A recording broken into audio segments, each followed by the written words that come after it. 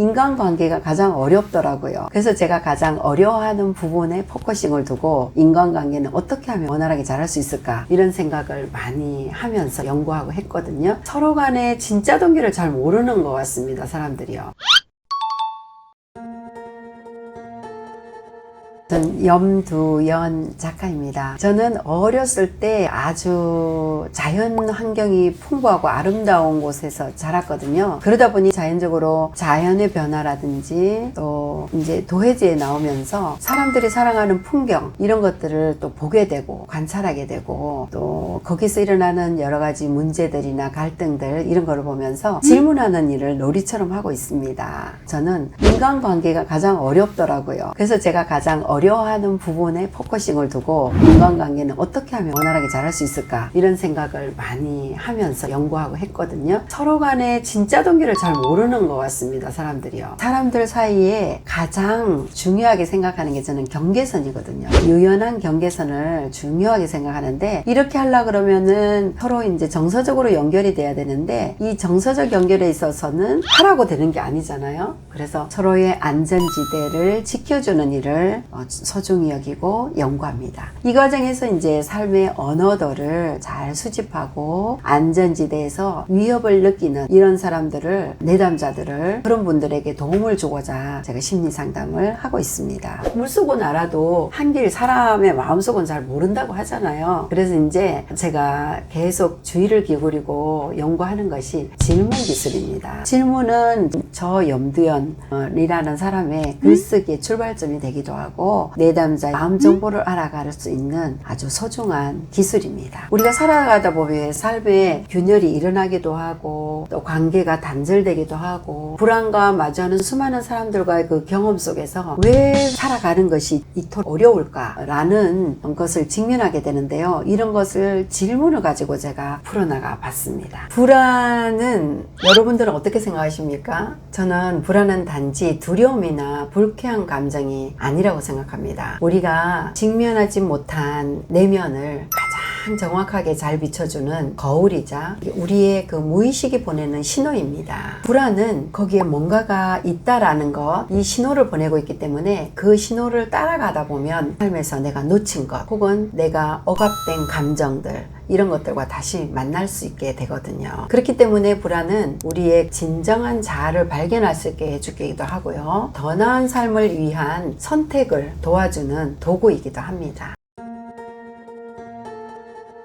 플라톤에서 하이데거까지 이제 철학자들을 쭉 그 안에도 수많은 이제 철학자들이 있지만 그들이 사유하는 불안은 도대체 뭘까? 어떻게 바라볼까? 이런 것들을 제가 책을 통해서 연극을 통해서 이렇게 봤는데요. 그 철학자들이 사유하는 불안의 그 본질, 그거를 이해하는데 제 불안의 본질을 이해하는데 내담자들의 불안의 그 본질을 이해하는데 매우 중요한 열쇠가 됐어요. 특히 이제 그러다 보니 연극이라든지 춤이라든지 음악이라든지 이런 것도 있지만 이 독서 분야에서도 30, 40대에 제가 읽었던 이 독서 분야를 보니까 그 실용적 자기계발 도서가 많더라고요. 그런데 50대 이후에는 제 몸과 마음이 따라주지 않고 왠지 어딘가 놓치는 것 같고 못 따라가는 것 같고 막 이런 불안함이 있더라고요. 그 불안의 흐름을 느끼면서 그러면 철학자들은 또는 예술가들은 어떤 관점으로 이러한 불안을 사유하고 그들은 다루었을까?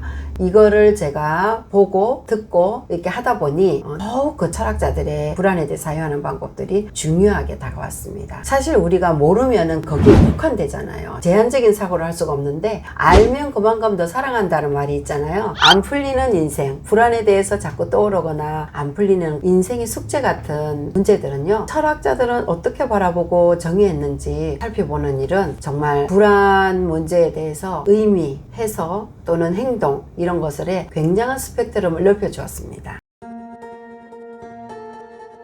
불안을 심리학에서는요, 이게 뇌 경고 시스템으로 많이 간주를 합니다. 왜냐하면 우리가 과거에 예전부터 동물들이 살아가는 이런 것을 봤을 때도 생존과 안전을 위해서 우리도 이제 하나의 생존하는 방법으로서 사람들이 나를 방어하고 보호하기 위한 본능적으로 나오는 이런 감정이거든요. 그래서 외부의 위협뿐만이 아니라 내부의 내가 불편한 감정들, 내부의 심리적인 갈등 이런 것에서 불안이 발생하기도 합니다. 특히 불안 불안은 내 생각뿐만이 아니라 신체적인 반응으로도 막 동반하는데요. 이는 뇌의 편도체라는 편도체가 중심 역할을 하게 됩니다. 편도체는 내가 위협을 느낄 때, 위기 상황에 모일 때, 공포감을 느낄 때 저도 모르게 여기에서 뇌 신경 전달 물질이라든지 이런 것들이 나와서 저도 모르게 불안하게 하고 저의 안절부절하게 하고 얼어붙게 하고 이런 상황이 발생을 하게 되거든요. 이런 몸의 상태가 있기 때문에 나중에도 나오겠지만 우리 심리적으로 내면 소통,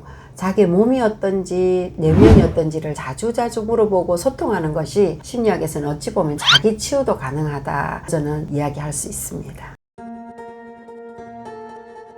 문학작품 속에 특히 요즘 현 시대의 가장 중요한 감정인 소외감 이런 거에 대해서 감명 깊게 봤던 게 카프카의 변신이거든요. 그 주인공인 그러고 잠자는 무슨 외판원이었거든요. 근데 잠을 잘 자고 아침에 일어났는데 자기도 모르게 갑각류인지 갑축류 이런 걸로 등이 딱딱한 이런 벌레로 바뀌어져 있는 거예요. 가족들이 처음에는 인정을 하고 밥도 갖다 주고 대화도 하고 이러는데 점점 가족들과도 이제 지루하고 부담스럽고 거기에서 느껴지는 어떤 인간 존재의 부조리라든지 어떤 소외감이라 이런 것들을 제가 느꼈어요. 원래는 이 가정의 주 경제원이라서 생활비라든지 엄마 아버지 뭐 동생 여동생 다 살아갈 수 있도록 주 경제원이었는데 근데 점점 밥을 갖다 준다든지 이런 것도 지루해지고 시간이 지나면서 나중에는 부담을 느끼고 이런 거를 보면서 와 우리 인간이라는 게 정말 친밀한 관계 안에서도 가족 관계 안에서도 대화가 단절되고 충녀와 인간과의 보이지 않는 벽 이런 걸로 인해서 대화가 단절되고 소외되고 자기는 가족을 위해서 이렇게 애쓰고 헌신했는데 어느 날 이 부조리라는 것도 이 과정에서 느끼게 되는 여러 문학 작품들이 있지만 그 중에서도 현실적으로 소외감을 느끼는 것 또한 뭐 갈등 문제들도 있었지만 이런 작품을 보면서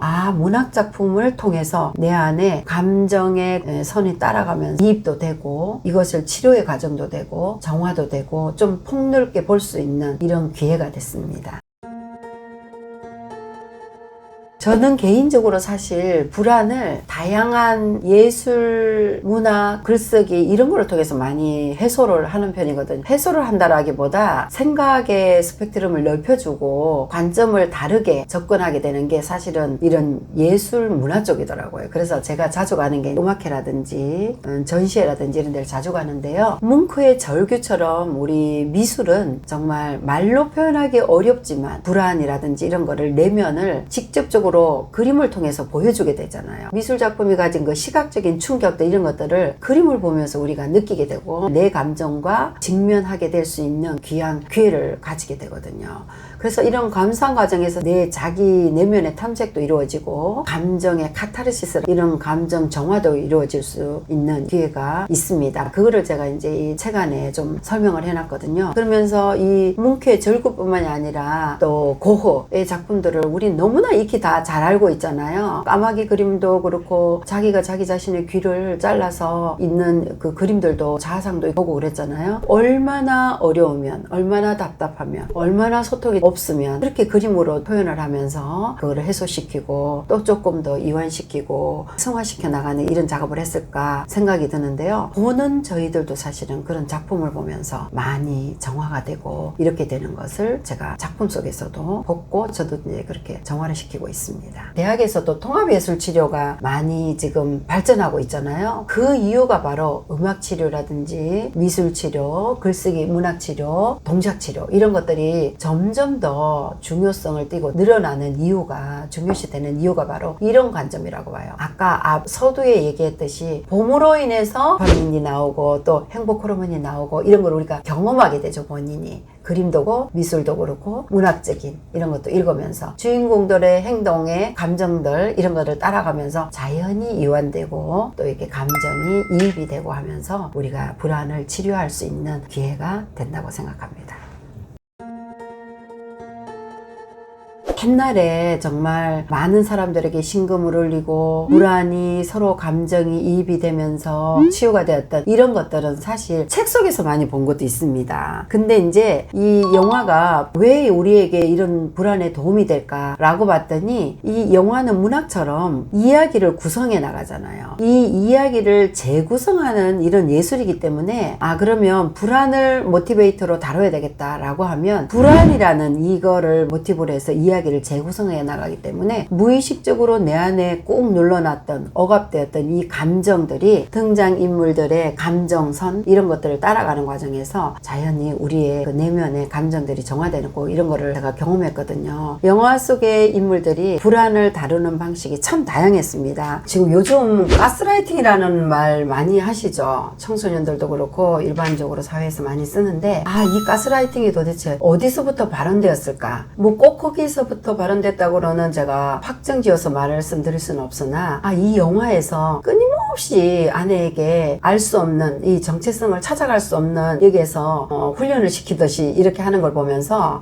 이런 곳에서 발현되지 않았을까? 이 아내는 정말 이렇게 환경과 이 설정을 누군가가 이렇게 가해하는 이런 환경 속에서 헤매고 있다가 결국은 거기에 길들여지고 정말 소외되는 이런 오늘날에 이르기까지 그런 단어들이 나오지 않았을까 이런 생각까지 저는 하게 되었습니다. 사실 현대인들이 청소년 시기에 겪어야 하는 자아 정체감, 자기 정체성이 확고하게 확립되지 않은 가운데에서 청년이 되고 어른이 되다 보니까 어떤 게 있냐면 스탠리 큐브릭의 샤이닝 같은 미러와 같은 구조 속에서 그 불안을 극대화한 작품이거든요. 오브룩 호텔은 끝없이 이어지는 복도와 수많은 방으로 구성된 미러 같은 공간이 딱 배경이 나와요. 그렇다면 주인공이 점점 더 이 미러 같은 것에서 출구를 찾지 못하고 헤매고 있는 어떤 출구를 찾고자 하는 자기의 가치, 자기의 관 이런 거를 알지 못하고 길을 따라 헤매는 이런 과정에서 공간은 더 극도로 불안해지는 이런 것들을 보게 되죠. 큐브릭은 이 호텔에서 정말 공간 자체가 인간의 심리에 얼마나 많은 영향을 주는지 이런 거를 보게 되는데요. 우리가 미로 속을 헤맨다는 건 안개 속에서 뭔가 잡으려고 하는, 길을 찾아가려고 하는 이런 거를 겪게 됩니다. 이 현대인들이 살아가는 데 있어서 어떤 길이 과연 나한테 맞을까? 옳을까? 이런 것들을 무수히 자기가 고민하면서도 뚜렷한 해답을 얻을 수 있는 게 없어요. 사실 아까 이제 우리가 이 사회에서 많은 사람들이 이슈가 되어가는 것이 어떤 책이라든지 책이 출간되는 걸 보면